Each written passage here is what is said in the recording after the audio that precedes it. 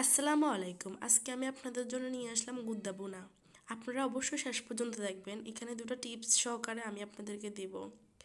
প্রথমে গুদ্দাগুলোকে ছোট ছোট করে কেটে নেব। তারপর একটা পাতিলে পরিমাণ মতো পানি নিয়ে 1 চামচ লবণ দিয়ে গুদ্দাগুলোকে সিদ্ধ করে নেব। এখানে একটা বলক আসলেই চলবে, তাহলে ময়লাগুলো সেপারেট হয়ে যাবে। গুদ্দা, কলজা, ফেসা এগুলো বলক দিয়ে নিলে অনেক ময়লা ওঠে। এটাই আপনাদের জন্য আমার ফার্স্ট টিপস। একটা বলক আসার পর আমি গুদ্দগুলোকে নামিয়ে ঠান্ডা পানি দিয়ে পরিষ্কার করে নেব। দেখেন গুদ্দগুলো কতটা পরিষ্কার হয়ে গেছে। তারপর আমি গুঁড়া মশলাগুলো নিয়ে নেব। মশলাগুলোর ভিতরে রইল 2 চা চামচ জিরা গুঁড়া, হাফ চা চামচ মরিচের গুঁড়া, 1 চা চামচ গরম মশলা, 1 চা চামচ ধনিয়া গুঁড়া, 2 চা চামচ হলুদের গুঁড়া, 8-10টা এলাচি, 8টা লং, 10-12টা গোলমরিচ, 4টা তেজপাতা। তারপর একটা পাতিল বসিয়ে পাতিলে পরিমাণ মতো তেল দিয়ে দিব। আমি এখানে হাফ কাপের মতো তেল দিচ্ছি। তারপর একটা বড় মিডিয়াম সাইজের পেঁয়াজ কুচানো দিয়ে দিব। তারপর আমি এখানে গরম মশলাগুলো দিয়ে দিব। গরম মশলাগুলো দিয়ে পেঁয়াজগুলো ভালোভাবে নেড়ে চেড়ে বাদামি করে ভেজে নেব। পেঁয়াজগুলো ভাজা হলে আমি 1 চা চামচ রসুন বাটা, 1 চা চামচ আদা বাটা দিয়ে 2 মিনিট ভেজে নেব।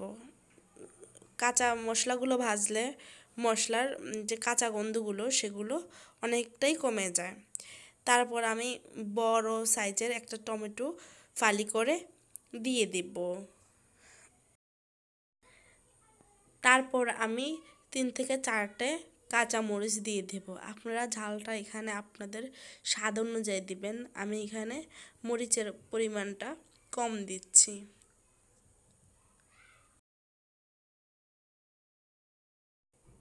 কয়েক মিনিট নেড়ে চেড়ে আমি গুঁড়ো মশলাগুলো দিয়ে দেব।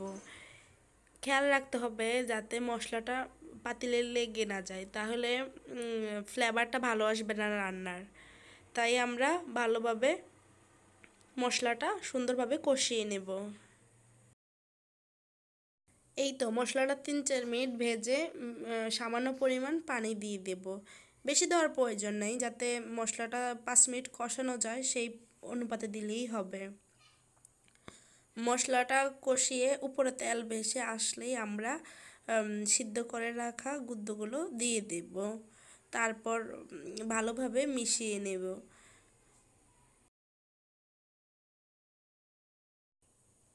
এই তো দেখেন কত সুন্দর তেল ভেসেছে সে উপরে। খেয়াল রাখবেন মশলা যত ভালোভাবে কষানো যাবে রান্না ততটাই ভালো হবে, সেটা হোক যে কোনো তরকারিতেই। তাই আপনারা চেষ্টা করবেন সবসময় মশলাটা যাতে ভালোভাবে কষানো যায়। আমি এখানে লবণটা দিতে ভুলে গিয়েছি, তাই আমি এখন দিয়ে দিচ্ছি। তার জন্য সরি। এতে রান্নার কোনো হেরফের হবে না।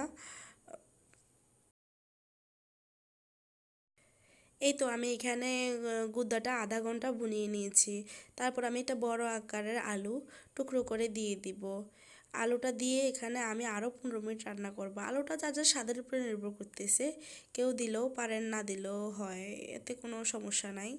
আলুটা দিয়ে আমি এই সিদ্ধ করে নামিয়ে নিব। তারপর আমি অন্য একটা প্যান বসিয়ে দিব। প্যানে সামান্য পরিমাণ তেল দিয়ে আমি 2টা শুকনা মরিচ, 3 টুকরা দারচিনি দিয়ে একটা পেঁয়াজের অর্ধেক কুচিয়ে দিয়ে দিব। পেঁয়াজটা বাদামি করে ভেজে সামান্য পরিমাণ পাঁচফোড়ন দিয়ে দিব।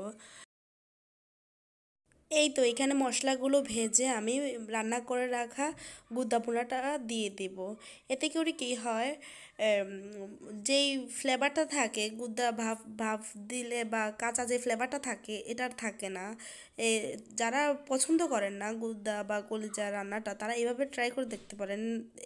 100%-এর ভিতরে 90%ই গুদ্দার যে আস্তে গন্ধটা থাকে ওইটা আর পাওয়া যাবে না। এই তো এটা রইলো আপনাদের জন্য আমার সেকেন্ড টিপস। ভালোভাবে নেড়ে চেড়ে আমি এখানে টালা জিরার গুঁড়া 1 চামচ দিয়ে দেব। তারপর আমি নামিয়ে নেব। আমার রান্নাটা ভালো লাগলে অবশ্যই আমাকে সাবস্ক্রাইব করবেন। আল্লাহ হাফেজ।